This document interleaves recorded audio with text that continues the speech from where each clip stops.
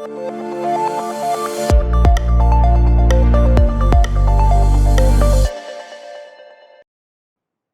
you very much. Can you hear me good? I guess it's a yes. So I will begin.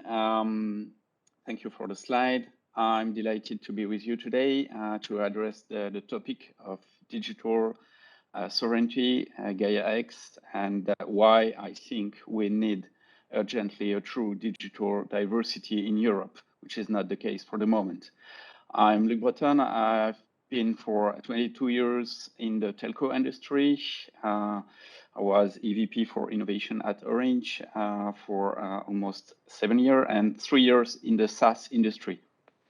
Today, I'm partner at Mandarina Group, specialist of the future of work, and the Mandarina Group gathers 3 companies, as it is mentioned on the slide. The first is TalkSpirit. It's an enterprise social network benchmarked by GetUp. It's a Gartner subsidiary as the best one in the world for ergonomy and simplicity of use. The second is Holaspirit, a platform for shared governance and agile companies. And the third is NextGen. It's an international CXO executive community that is focused on shared governance and purpose-driven organizations. And you have in the slide 4 of my last books. The last one, the NextGen Entreprise, is being translated in English and will soon be available in this language. And you have a recent picture that has been taken last week with Cédric Ho, with the Ministry for Digital in France. So first of all, I wanted to introduce the topic of this speech and come back on some learnings from the US and Chinese markets. We can jump on the next slide. So the American and Chinese players, as you know, are for sure the world's highest valued companies. The 1 trillion plus worldwide club is made roughly of 10 internet platforms or IT values. 5 of them are US, 5 are Chinese, none are European. That is a big problem. And these giants, these titans, they have benefited from a favorable environment in their own country, that is for sure. Their domestic market has always represented an incredible lever for external projection under the umbrella of marginal costs that are reduced by these continental scales returns on investment. So strong domestic policies and regulation that are combined with considerable public funding have led to the rapid growth of these continental giants.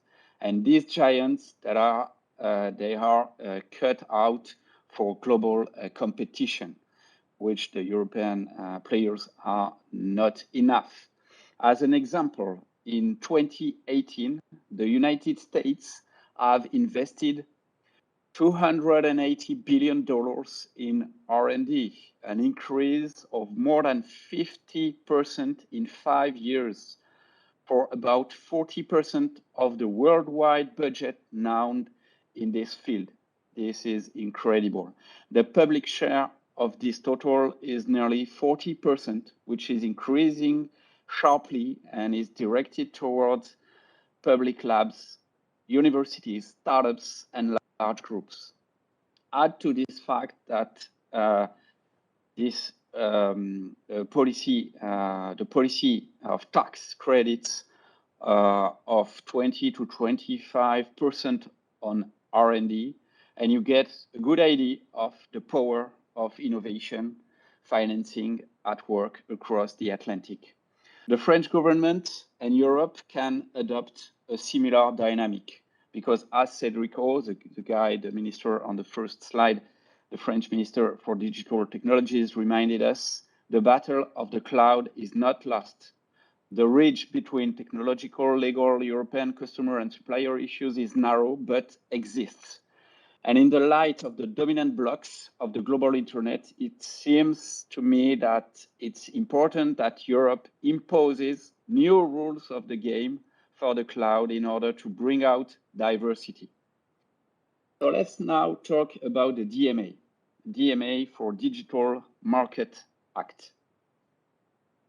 It's not yet this slide. So the DME, Digital Market Act, can help us achieve this, provided that the cloud is included in its scope.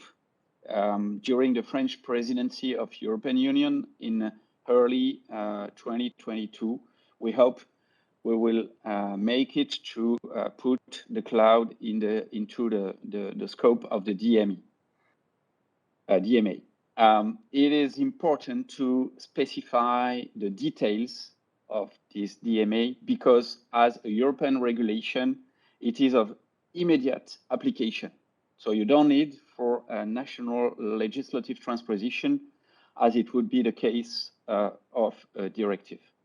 So Laurence Daziano is an economist, and she points out that it is a matter of offering advantageous conditions to players not targeted by the regulation, in this case, digital companies that do not meet the threshold to be classified as gatekeepers. So this is super important. The establishment of threshold is intended to penalize companies that are already too big, by which I mean American companies. So the challenge now is to clarify the vagueness of certain provisions and the need not to obstruct the creation of European digital champions. The Digital Act could help to win, but here are some points of attention. First, we should be careful not to slow down the creation of European champions. Implementation of threshold will obviously penalize large foreign companies, but it can also encourage European companies to stay below the threshold. We should think about incentives for our future European champions. Second, we should include cloud services in the scope. Third, clarify the notion of gatekeepers. The criteria used are generally imprecise. And fourth, specify the authorities responsible for enforcing the regulation and clarify the role and means of national regulatory authorities. Last but not least, ensure coherence between the various legislative texts in force in progress, DSA, DGA, RGPD, Platform to Business, NIS2, etc. And ensure that they are compliant because a multiplication of texts that remain unimplemented are ultimately just wishful thinking. In addition, Europe must have a cloud certification, at least as protective as Secnum Cloud in France. Secnum Cloud is really a huge progress in France and should be adopted at the European level, including all the legislative aspects of extraterritorial law. We hope that the legitimate technical and legal aspects that will restore confidence in a European cloud with European technologies will be retained. ANSSI, the security entity in France, has developed a Secnum Cloud standard to enable the qualification of cloud service provider. And the Secnum Cloud label guarantees a cloud environment that respects personal data and a high level of security. The Privacy Shield has been invalidated in July 2020 by the European judge, and the Privacy Shield facilitated the transfer of personal data to the United States by recognizing that the American legislation offered the same guarantees as European law. The cancellation of this agreement has reignited the debate of the geographical hosting of data. In France this year, we have a new trusted cloud label. It will encompass the requirements of Secnum Cloud and the European scheme known as the European Cybersecurity Certification Scheme for Cloud Services. Foreign companies will be able to receive the label on condition that the market they offer under a license granted to French providers. This is what Capgemini and Orange will propose with Microsoft through the company Blue, or Thales with Google. So data obviously is at the center of all of our lives and at the heart of economy, and trusted alternative exist in the face of extra-European injection and extraterritorial laws with the trusted clouds of Outscale, WhoDrive, OVH Cloud, which meet the expectation of the state in France, for example. The qualification for software publisher can rely on trusted infrastructure. It should be understood that Secnum Cloud certification for the various SaaS players would be very or too costly, and that the use of a certified IaaS base already represents a solid foundation. In order for the French industry to accelerate and reinvest, the example set by the major groups and the French government is a key factor to success. We can move to the next slide and have a focus on GAIA-X. So GAIA-X on June 4th, 2020, France and Germany agreed to sponsor a catalog of digital services, a search engine for these services, and a platform of services provided by hosting providers and software publishers who have previously committed to standards that will strengthen the confidence of the customer in terms of data security and contract transparency. The service providers referenced in this GAIA-X project will have to offer technologies that are interoperable from one hosting provider to another. Next slide. GAIA-X is supported by 22 French and German partner companies originally, including Orange, OVH Cloud, EDF, Atos, Safran, Outscale, a subsidiary of Dassault Systèmes, Deutsche Telekom, Siemens, Bosch, and BMW.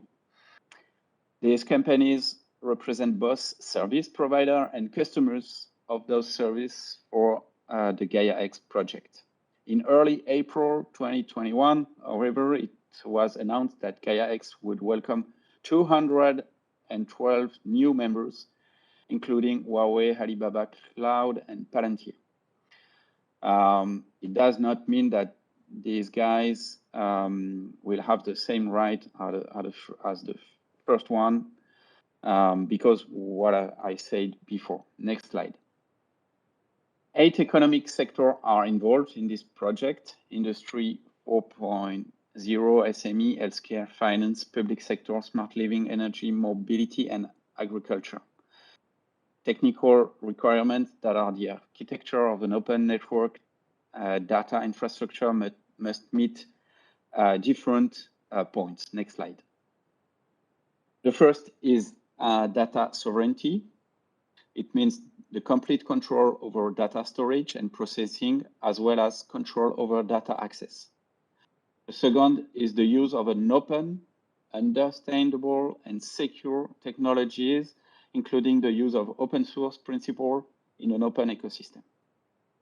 The third is a decentralized and distributed data processing, multi-cloud, multi-edge, and edge-to-cloud to achieve economy of scale.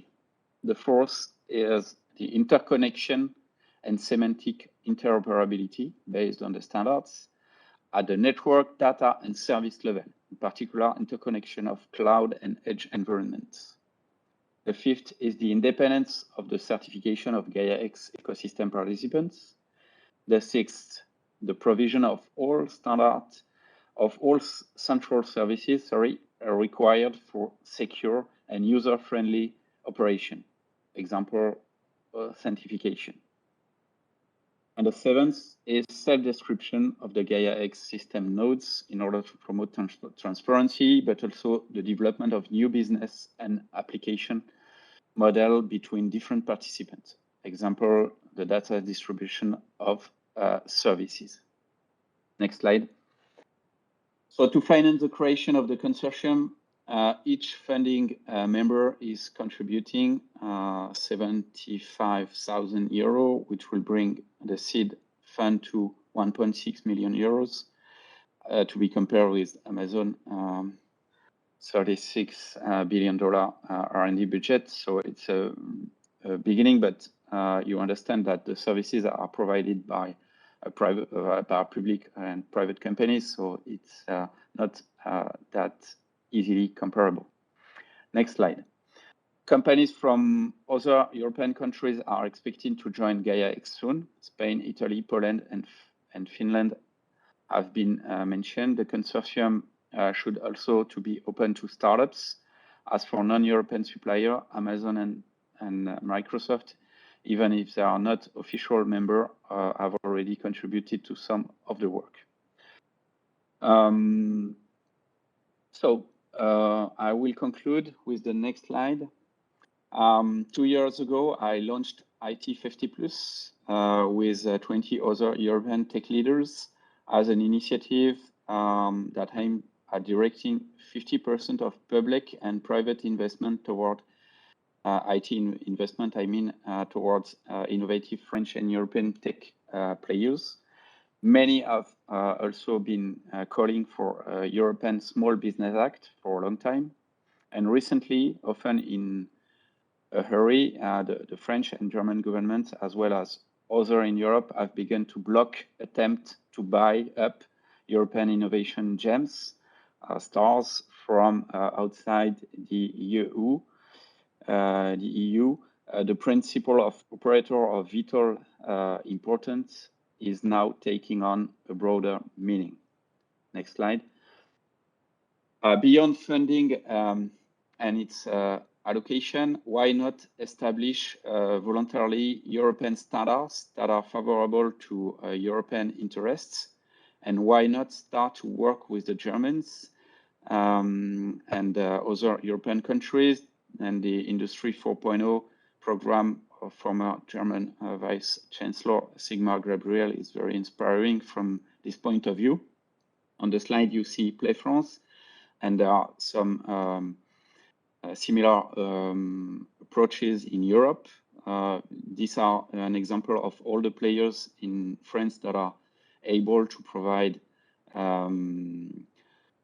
solid and reliable services in the SaaS industry, and we did the same work for the other service layers. And last slide. This is the on the right. It's written in French, but these are the works we did within the G9 Plus Institute. I was chairman for a long time, which is the alumni association for high school and universities in French in the tech industry. And we did a Franco-German consultancy with 40,000 person that answered, industrial that and professional that answered this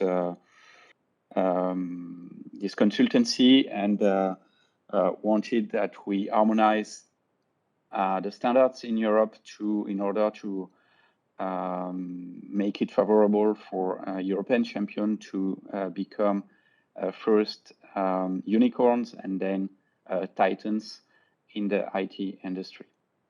That's in a nutshell what I wanted to tell you about the context of digital sovereignty, different initiatives, among which we have GAIA-X. But the most important, in my view, is that European put some rules in the game that promote local players, and that these local players that are a private company or public, if they did an IPO, can be the future champion, and not via state top-down decision that economically are not efficient. And in France, we had the bad experience of sovereign cloud decided by the state, and it was a fiasco.